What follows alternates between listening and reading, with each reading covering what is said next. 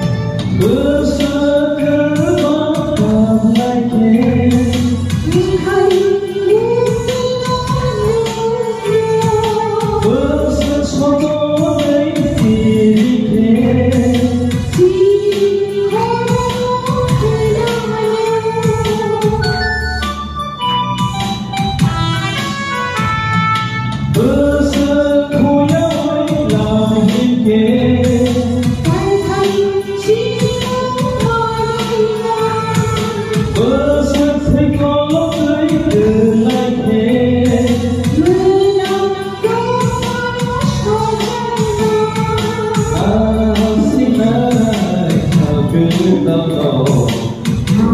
đi thăm lòng về ta sẽ lại cùng vui về cùng mất gần về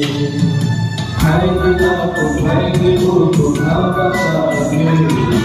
anh đã xa thì mới là một sự sống có một ngày nào xưa với nhau vì hôm sau đi thì tháng sau thì đã đi năm hôm cao một đứa năm tháng ngày có một ngày đi ai chắc